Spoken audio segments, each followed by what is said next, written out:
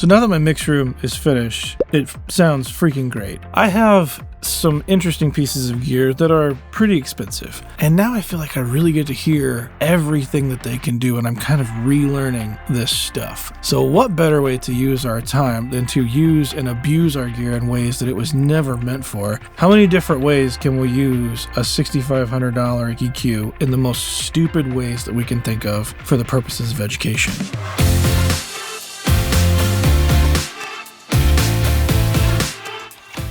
Well, before we hop in here, here's how I've been using it. Here up on the screen, you'll see me looking up because the TV is high.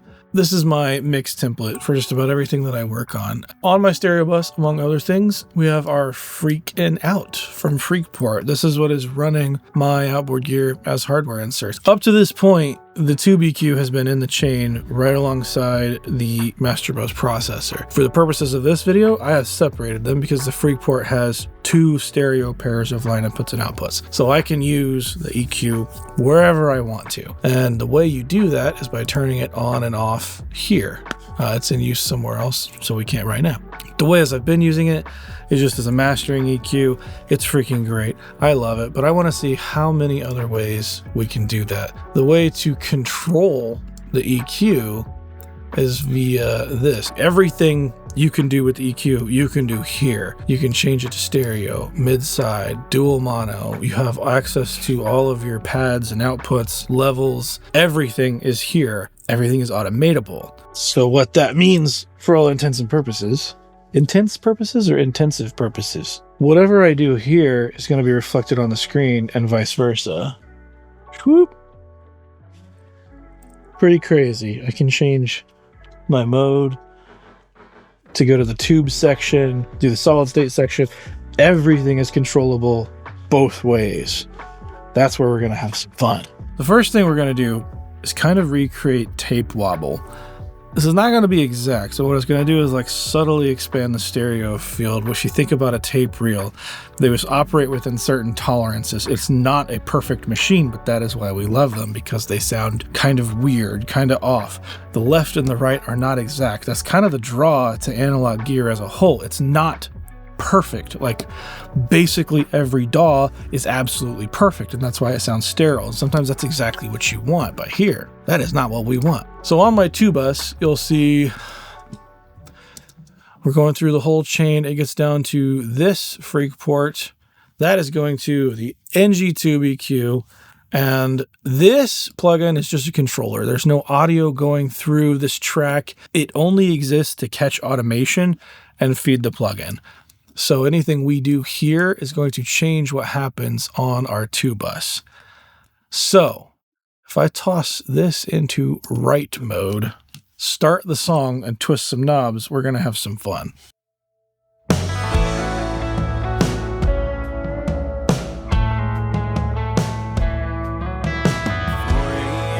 By the light of my first cigarette, another morning cold enough to see the breath of the horses just waiting on the rain.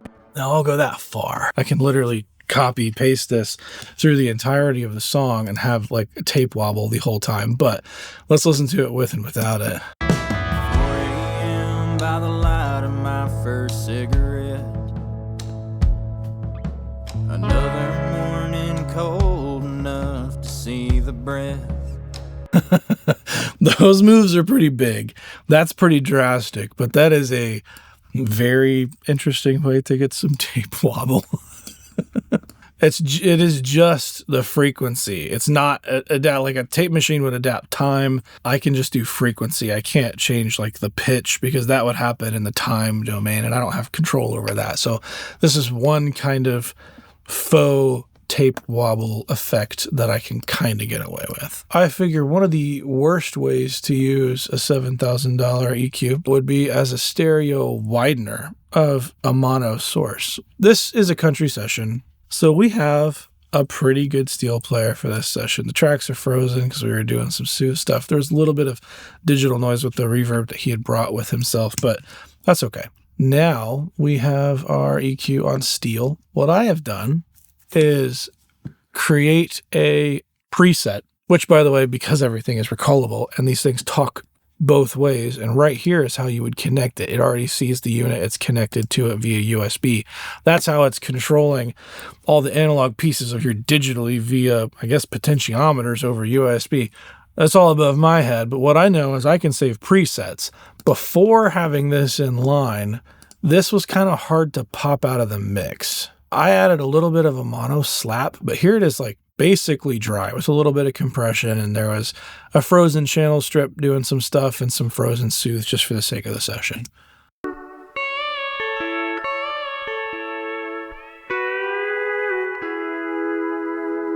So you can hear on there, he had printed reverb going in on the DI. That's fine.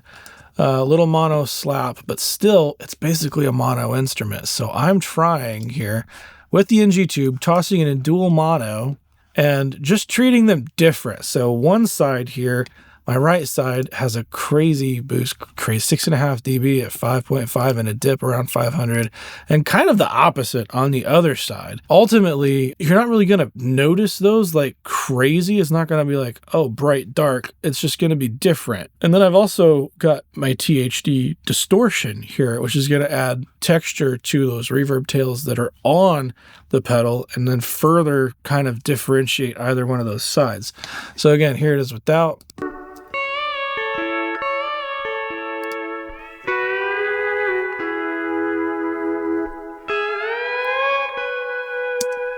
To me in the room, it just explodes it out. So listening in context. Anywhere I can. A pickup truck, a worn out fifth wheel, driving all night to do it all again. It's interesting that you can hear that back there, can't you? Yeah, it really blooms out aggressively. It's not going to get in the way of the vocal. I can still keep it at a decent volume. It's just popping out because now it's not the only thing in the center with the vocal. Do I need a $6,500 EQ to do that? Nope, but you can. If you're going to buy a tube EQ like this, you're probably going to use it on your best sources, your two bus, your most expensive, your vocal chains, just to get them nice and creamy. What if we use it on nothing? So here I have a track called Nothing. We have a clip of Nothing. And we have a trim plugin boosting 7 dB of Nothing into NG Tube. Nothing but something. That is yours truly naming presets like a boss. What is this actually? If I get rid of Freakport for now, this is just a wide open mic on the guitar cab that was in an ISO booth. It's like if I goose it like crazy, maybe you can hear something. Just room sound. Now we're into the EQ, and I have this thing boosting low end like crazy, cutting high end. Just kind of making a weird texture out of this stuff. And if we just duplicate it and put it under our track. Another morning cold enough of the horses just waiting on the rain. It actually is kind of interesting to have like that kind of a texture just constantly through the thing. Listen to this gap here. Just waiting on the rain. Seems like them. And then without it. Just waiting on the rain. Seems like them. It's kind of like a weird tape noise. I don't know. Things you can do, it's not meant for.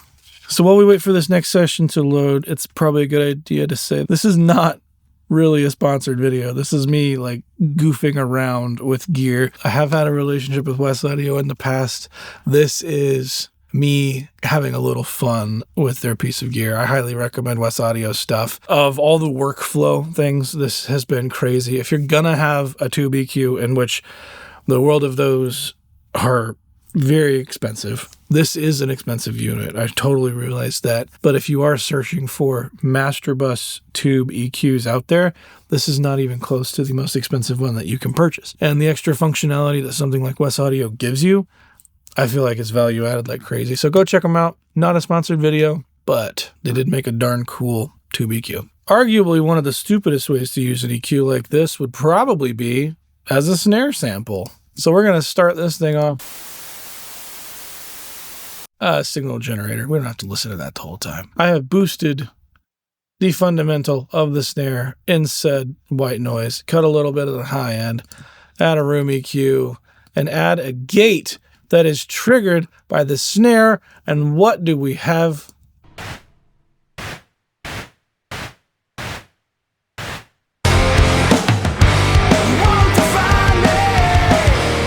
So I don't know, if you recorded a snare that had no bottom mic and you wanted to do it really weird, this is a weird way you could do it. Let's make that inactive. I never want to see that again. Another example of how far you can push the EQ. So we've got a room mic here, an R44.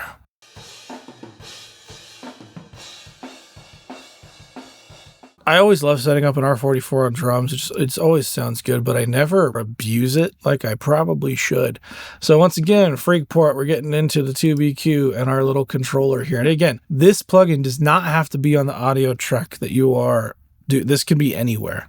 I'm just using this for my own intense purposes because I'm hopping around. Intense purposes or intensive purposes? Intense porpoises. Intense porpoises. So if we just want to make this absolutely gross, I'm in 15 dB mode, which literally just changes the scale of what the EQ is allowed to do. If you're using this on your master bus, you're probably going to have this in like 5 dB mode because you can do little moves and they are little, quarter of a dB. Watch as I switch this to 15 dB mode. Now that is 0.75 dB. That's a big difference on a master bus. It's not that big of a difference on an individual channel. So here we are in 15 dB mode, pushing 15 dB of like 1200 in this thing just to get gross mid-range out of this mic and add all the distortion.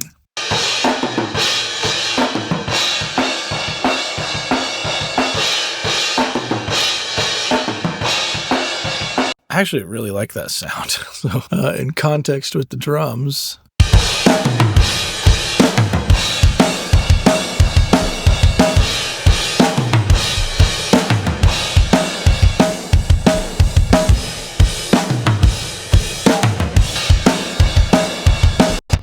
that's probably going to be when I come back and commit. I'm going to have to steal that one. That sounds great. The 1K band on this EQ is just so stupid good. But using it as a saturation box for an R44, probably a stupid way to use this EQ. Bass guitar. This is a P bass, sits in the mix pretty well. Just the monstrous, clean, low end that is in this box blows my mind.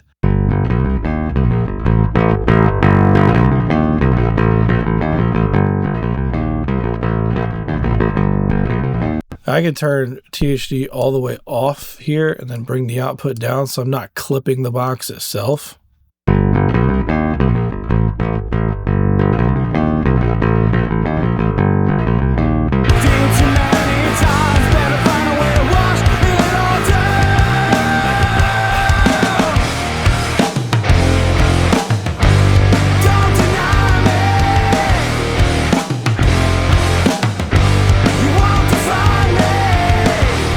Dude, that low end sounds so good. Then again, I would bring over like something like MV2 and just compress just the low end here. If we want to, we could use this as basically just a low end thing, just getting the sweet low end balls out of this thing.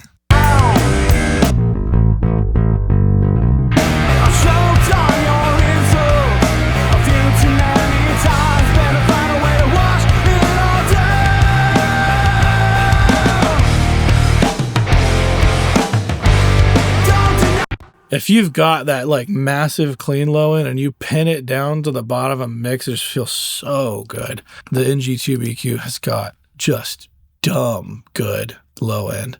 The other thing I was actually going to show before I went down that rabbit hole was the 1K attack on something like a P bass.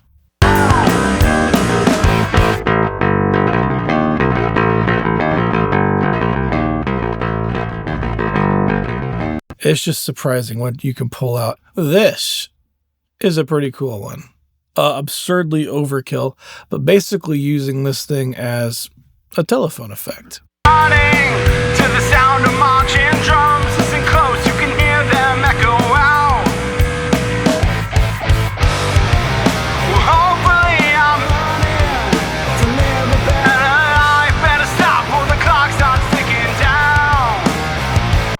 It's actually pretty dope. I love the THD on this box. You can kind of push it to the point where it's kind of breaking up and just getting gross. To the sound of marching drums, listen close, you can hear them echo out.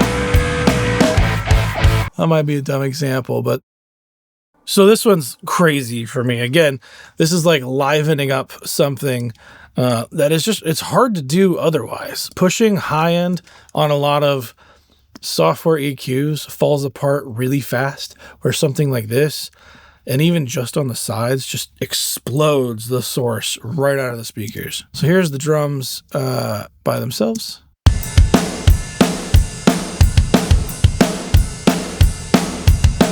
So again, using a preset, I've got drums wide here. I'm boosting top end and 1K just on the sides.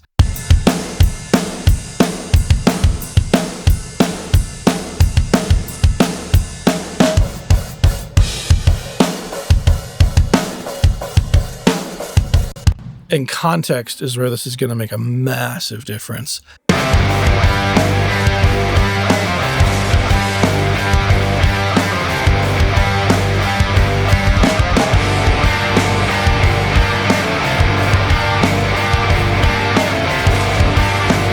That might be a little too much high end for that, but even if I did that crazy subtle, it'll just barely poke it out of the mix. I feel like the most boring way to use this is how I've been using it 90% of the time, and that is just sitting there on my tubas all the time because it sounds great. So hopefully you've learned all the wrong ways to use this EQ, but along the way found some tools that you could probably implement in your workflow with this EQ, or honestly any other EQ. So what are your guys' favorite ways to use your gear wrong? I've got a few videos about this, and if you like this one, hit the like button. If you watched it all the way through, you may as well hit subscribe because you probably like what we do here. And if you want to see me use something else wrong, go watch this video over here where I use the Soyuz launcher as a distortion pedal for bass guitar and drums, I think. Bye!